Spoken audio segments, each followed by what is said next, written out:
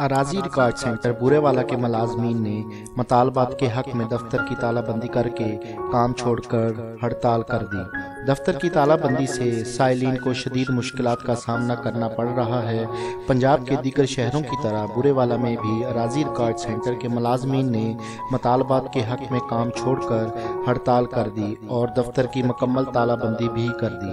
मुलाजमीन का कहना है कि हमारे बोर्ड के इजलास में भी हमारी तनख्वाहें बढ़ाने और हमें मुस्तकिल करने का फैसला नहीं किया गया। अब हम 4 नवंबर तक हर सोमवार को दफातर की तालाबंदी करेंगे और 4 नवंबर के बाद पंजाब भर के दफातर की गैर मुअय्यना मुद्दत के लिए तालाबंदी कर देंगे। इस हड़ताल की वजह से साइलिन को शदीद मुश्किलात का सामना करना पड़ रहा है। साइलिन का कहना है कि हम दूर दराज इलाकों से अपनी फ़र्दों और अराजी इंतकाल के लिए आते हैं, लेकिन मुलाजमीन हड़ताल करके हमें परेशान करते हैं। सहाफ़ी मोहसिन मुगल न्यूज़ बुरेवाला। दुनिया इत्थे खड़ी आ, लोग परेशान आ, ये हड़ताल करके बैठे आ ते गरीब लोग धार चों आउंदे आ, कितना खर्च करके आंदे आ। इन्हां नूं की सज़ा वा?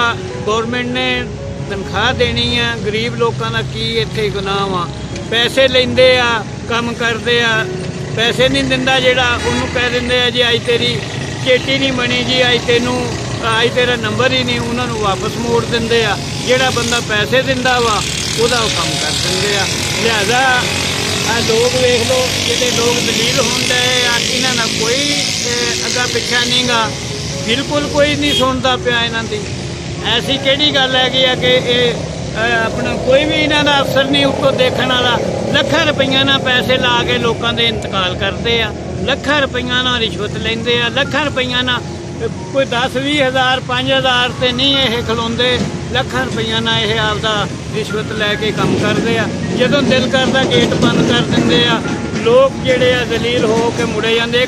10 रुपए की फर्द लैन वास्ते लोग दलील हो के 100 मील तो 50 मील तो आंदा, किराया भर के 500 रुपया ला के आंदा, अगों बंद होंदे ओ दलील हो के शाम नूं घर चले जाते। लोगों का की गुनाह वा? इन्हां गरीबां लोगों का की गुनाह?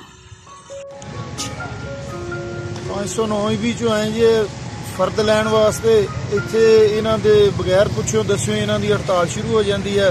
पहले भी एक दिन कीती सी, अज भी राजी दूर दराज तो जिमीदार आते हैं, उन्होंने मसले मसैल हर किसी को अपना काम होंदा। ये बे टाइम बे मकसद हड़ताल करके बह जाते, अपने मुतालबात आला हकाम पे रखन।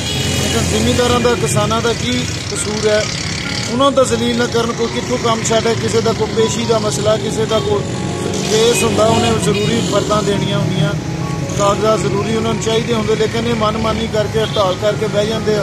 आवाम नूं तकलीफ बड़ी है, तो मेहरबानी आला हकाम नूं अपील है कि इन्हां नूं पाबंद किया जाए, जिहड़ा प्रॉपर इत्थे काम करन, आवाम दी मुश्किलात च ना इजाफा करन, अपने मुतालबात उन्हां अगे रखन, लेकिन आवाम दा जिहड़ा ना नुकसान ना करन। आवाम नूं बहुत जरूरत है, हर कोई अपना काम छड्ड के आंदा, उन्हां दे जायज़ जिहड़े हैगे काम होंदे आ, इन्हां दे मामले को आला हकाम दे अगे रखन, ना कि आम लोगों को तकलीफ देण। आम लोगों का की कसूर है इहदे विच?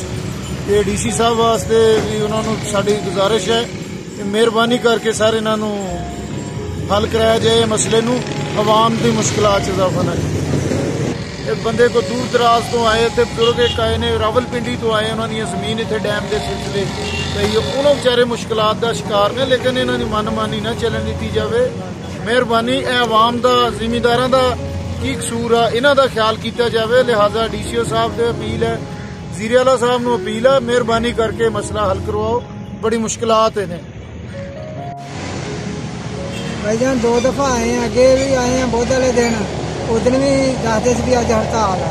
अज फिर सारे काम छड्ड के आए हैं, तो अगर कोई नहीं अगों कोई गल नहीं सुनता पिया, तो ना बंदा ना कोई कहना ना देना, तो असी बड़े मुश्किल हुई बड़ी है गल। सेंटर तो खुलना चाहिए, जोड़ा कोई मुतालबा है अपना वो करन, लेकिन सेंटर खुलना चाहिए। 253 जो आए अभी फर्द लैन आए हैं, इन्होंने हड़ताल की भी है। आपका क्या मुतालबा है? मेरा सवाल है आपसे कि आपका क्या मुतालबा है? ज़मीन ना लवानी है।